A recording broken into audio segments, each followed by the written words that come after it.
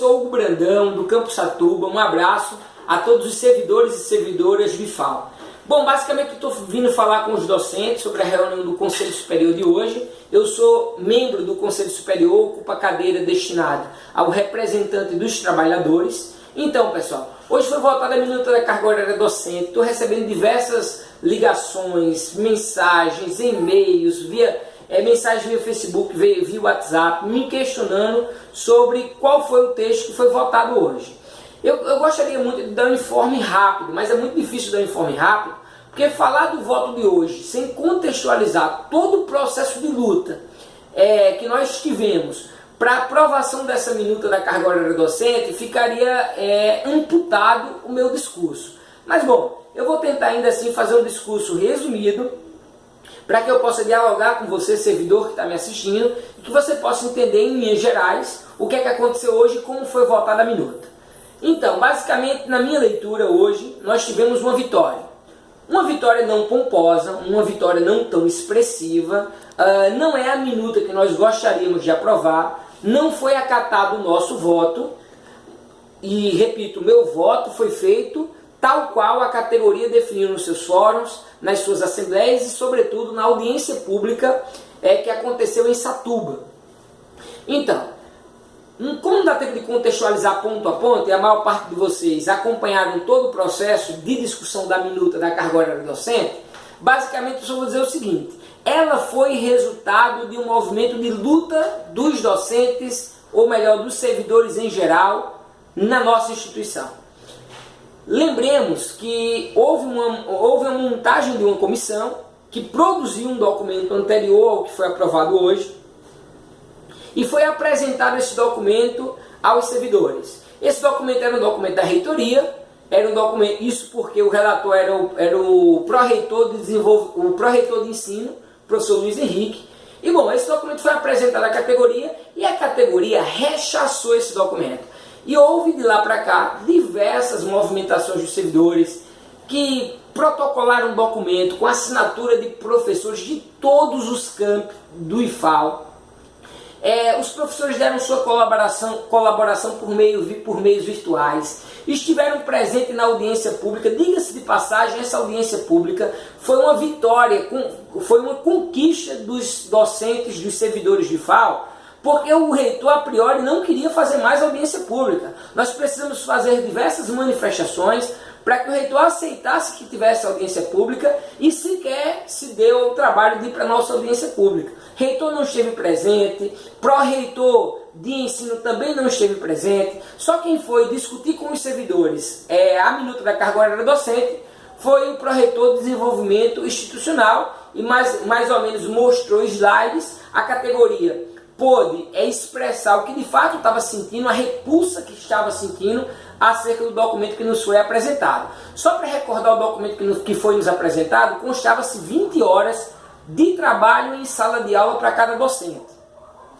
Então aí a gente tem uma média de 24 horas máximo de aulas para cada docente. O que é pior, a interesse da instituição, estava escrito naquela minuta anterior, essas aulas poderiam ser a mais. Então nós poderíamos dar mais do que 24 aulas, o que feria inclusive a legalidade. Então era um texto inclusive ilegal. Bom, esse texto foi submetido ao CEP e hoje foi submetido ao Conselho Superior. Eu pedi vistas do processo, porque eu precisava analisar de forma mais fria o processo, e fiz o meu voto hoje. Ora, por que eu estou dizendo que foi uma vitória? No texto passado tinha 20 horas de trabalho em sala de aula. No texto de hoje foi aprovado 16 horas de trabalho em sala de aula. E aí a gente tem assegurado pelo menos que o docente tenha tempo para fazer pesquisa e extensão, aqueles que se identificam com a pesquisa e com a extensão. Então nós conseguimos 16 horas de trabalho, 16 horas de trabalho em sala de aula para o docente. Isso foi resultado da luta dos servidores, isso foi resultado da pressão dos docentes sobre a reitoria. E foi colocado na relatoria, vale a pena fazer a justiça, de dizer que os relatores, representantes do corpo docente, tiveram a sensibilidade de apresentar no seu voto às 16 horas e não às 20, como tinha proposto a reitoria, como tinha proposto a comissão e o pró-reitor de ensino. Mas lembremos, isso não saiu do nada. Os representantes docentes o fizeram também porque foram muito pressionados pela categoria e pelos docentes. Nós entendemos que foi muito ainda, porque devia ter a equidade entre o ensino, pesquisa e extensão. Essa equidade não houve. Nós fizemos discussão que 16 horas significa 16 aulas, não 16 horas significa 20 aulas, como está posto hoje. Mas bom, a gente conseguiu barrar, nós conseguimos barrar, que os FGs fossem, as funções gratificadas, fossem dispensados de suas atividades. Esse foi um grande ganho para a nossa categoria. Por que um grande ganho para a nossa categoria? Porque, pessoal, função gratificada ia ser símbolo de moeda de troca na nossa instituição. Ia ser símbolo de troca de favores. Então veja, por exemplo, eu sou lá no Campus Satuba tem 2 professores de filosofia. Se eu pegasse uma função gratificada, a minha aula recairia sobre as costas do meu outro companheiro de filosofia. E você que certamente é docente da nossa instituição, deve saber que se o seu colega de trabalho ganhar uma função gratificada, possivelmente você vai ter sua carga horária de trabalho sobrecarregada. Nós conseguimos brecar isso, nós conseguimos barrar esse ponto que era nocivo. No entanto, a relatoria, que são os representantes docentes no Conselho Superior dessa documentação, ainda deixaram que as funções gratificadas que são lotadas na reitoria consigam ser dispensados de suas atividades. No todo, não foi o que nós esperávamos. A categoria assinalava com cerca de 16 horas de aulas ou 14 horas de trabalho, e o que ficou foi 16 horas de trabalho, que dá por volta de 19 aulas. E esse problema de horas e aulas, você vai fazer essa conta sempre, e inclusive eu acho que a gente em algum momento vai ter que buscar remédios judiciais para a gente tentar fechar essa interpretação do que é hora de trabalho e do que é hora aula, mas certamente não vai ser para agora. Então, foi uma vitória porque nós conseguimos barrar aquele texto que eles estavam querendo nos enfiar a goela abaixo, e conseguimos um texto muito mais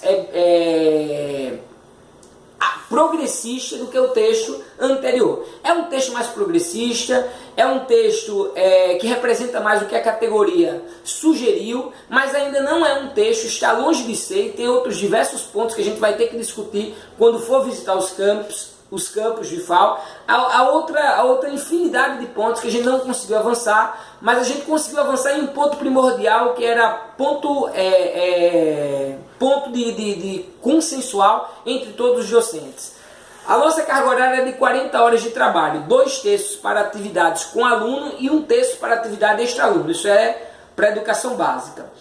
Esse 1 terço de atividade sem aluno, o diretor podia nos colocar para ficar no nosso campus. Então assim, a gente tem que passar os 5 dias, manhã e tarde. Com o atual texto, a gente propôs, e aí foi uma proposta de voto minha, seguindo já algumas outras, por exemplo, seguindo o voto do conselheiro Rodrigo no CEP, seguindo o que a categoria indicou nos seus documentos. A gente colocou no voto hoje que fique facultado ao professor fazer o seu 1 terço da sua carga horária docente, que é extra-aluno, correção de provas, preparação de aulas, o seu estudo. Fique facultado a ele o local em que ele quer fazer. Ele não precisa fazer necessariamente no seu campus de exercício, onde ele está lotado.